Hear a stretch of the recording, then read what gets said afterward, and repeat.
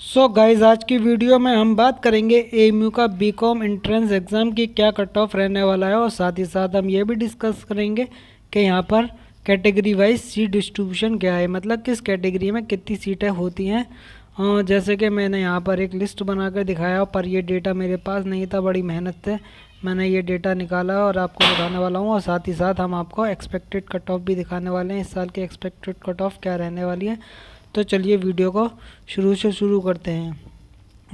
तो दोस्तों video late आने की सिर्फ यही वजह है कि इससे पहले मैंने पीएससी की जो है वीडियो डाली थी कट ऑफ की, तो उसमें बहुत सारे लोगों के डाउट्स क्लियर नहीं हो पा रहे थे। कुछ लोग कैटेगरी वाइज सीट पूछ रहे थे, कट ऑफ पूछ रहे थे कैटेगरी वाइज।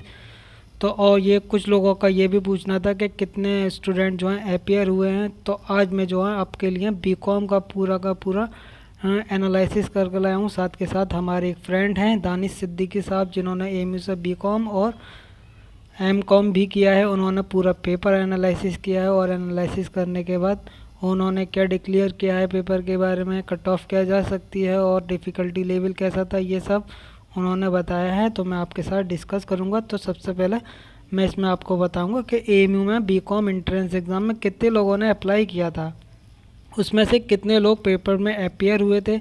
अलीगढ़ मुस्लिम यूनिवर्सिटी के वेरियस सेंटर पर पेपर कंडक्ट हुआ था बीकॉम का, तो कितने लोग इस पेपर को देने के लिए आए थे। तो आपको पता है कि 19 तारीख को ये पेपर हुआ था, 19 सितंबर को 10 बजे से सुबह 12 बजे तक ये पेपर था। तो कुल मिला के इसमें ये हम बताएंगे कि इसमें टोटल कितने परसेंट स्टूडेंट अपीयर हुए थे बीकॉम के एंट्रेंस एग्ज़ाम में। Category wise cut off discuss करेंगे, साथ के साथ कैटेगरी वाइज सीट डिस्ट्रीब्यूशन भी करेंगे कि किस कैटेगरी में कितनी सीट रिजर्व होती हैं।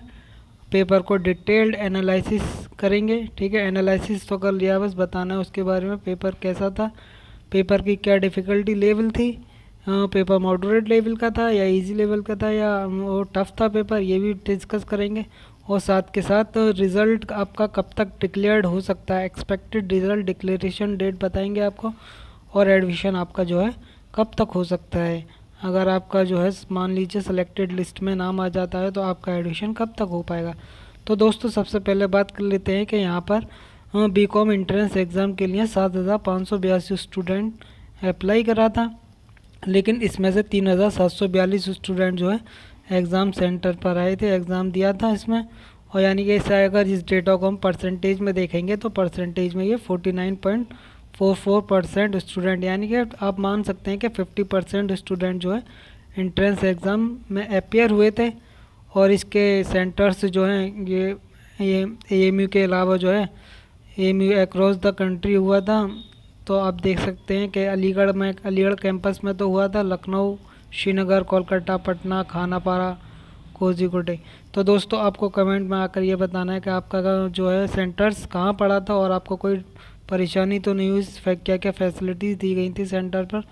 तो सबसे पहले बात करते हैं डिफ़िकल्टी लेवल और डिटेल्ड पेपर एनालिसिस बताएंगे। तो देखिए यहाँ पर इंग्लिश पूछी गई थी 25 क्वेश्चन की, तो जो है इंग्लिश जो है टफ़ थी, ठीक है। लास्ट ईयर के मुकाबले इंग्लिश टफ़ थी, लास्ट ईयर इजी था। अकाउंटेंसी जो है 20 क्वेश्चन थे, अकाउंटेंसी से मॉडरेट लेवल के थे। बिजनेस स्टडीज़ 15 क्वेश्चन थे, इजी टू मॉडरेट लेवल के क्वेश्चन थे, इसमें देखने को मिले होंगे आपको।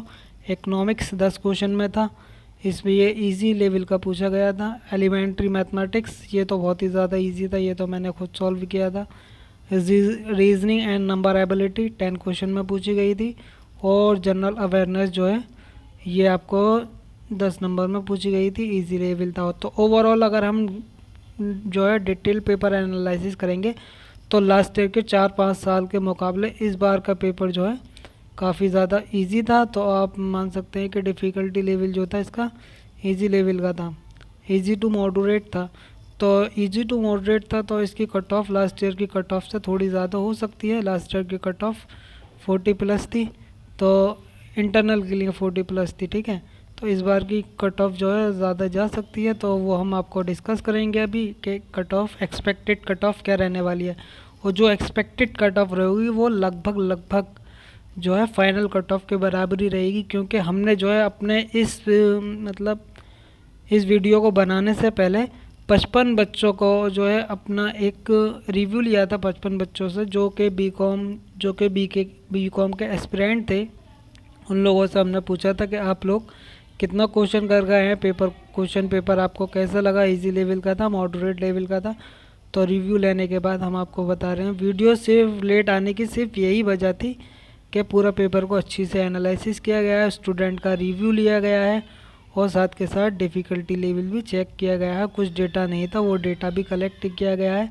जैसे यहाँ पर कैटेगरी वाइज सीट कितनी रिजर्व है, ये डेटा हमारे पास नहीं था, हम लेकर आए हैं आपके लिए, तो आप समझ सकते हैं आसानी से। तो देखिए यहाँ पर बॉयज़ की जो है 180 सीट्स हैं, इसके अलावा लड़कियों की 100 सीट हैं।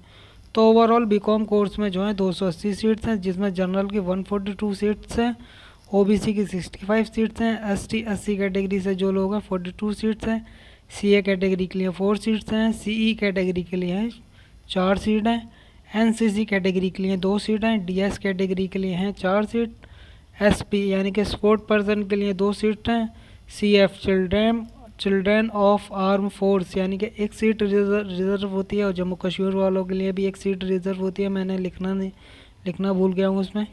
और यहाँ पीडब्ल्यूडी मतलब पर्सन विद डिसेबिलिटी यानी पीएच कैटेगरी के लिए 14 सीटर रिज़र्व है, इन्हें 5% रिजर्वेशन दिया जाता है। अब एक्सपेक्टेड कट ऑफ की बात करें तो यहाँ पर हमने इंटरनल और एक्सटर्नल की जो है, आपको पता है कि थोड़ा डिफरेंस रहता है इंटरनल और एक्सटर्नल की कट ऑफ में। तो इंटरनल जो कि जनरल कैटेगरी से उनका 40 से 45 नंबर अगर आ रहे हैं तो उनका सिलेक्शन हो जाएगा, इतनी ही जाएगी लगभग। एक्सटर्नल 47 से 52 तक जा सकता है। अगर ओबीसी की बात करें जो इंटरनल स्टूडेंट 38 से 42 नंबर पर सिलेक्शन होने के चांसेस हैं, और OBC external student 42 to 45 number रहेगा। ST SC category 32 to 36। इसके अलावा एक्सटर्नल अगर एससी कैटेगरी से हैं तो 33 से 37 के लगभग इनकी कट ऑफ रहेगी। सीएसई कैटेगरी 28 से 32, वहीं एक्सटर्नल जो है वो 30 से 35 के बीच में रहेगा। पीएच कैटेगरी तकरीबन 20 से 25 नंबर भी आ जाते हैं या 20 के आसपास भी आ जाते हैं, तब भी इनका सिलेक्शन हो जाएगा इंटरनल और एक्सटर्नल दोनों के लिए। अब दोस्तों बात करी जाए कि लास्ट ईयर जो है वेटिंग कितनी क्लियर हुई थी, तो लास्ट ईयर वेटिंग जो क्लियर हुई थी 135 तक वेटिंग क्लियर हो गई थी, और इसकी वेटिंग लिस्ट में जो थे वो 400 कैंडिडेट को रखा गया था, तो 135 तक वेटिंग क्लियर हो गई थी। तो आप मान सकते हैं कि इस साल भी लगभग 150 तक वेटिंग क्लियर हो सकती है। तो दोस्तों ये थी आज की छोटी सी वीडियो से रिलेटेड अब भी आपका कोई डाउट रह गया हो या कोई सवाल पूछना है तो आप हमें कमेंट सेक्शन में आके पूछ सकते हैं। हम आपकी जो है डाउट्स या कोई भी क्वेरी होगी वो उसको हम सॉल्व करने की पूरी कोशिश करेंगे। चलिए तो मिलते हैं अगली वीडियो में। जय हिंद, बाय बाय, टेक केयर, अल्लाह हाफिज़।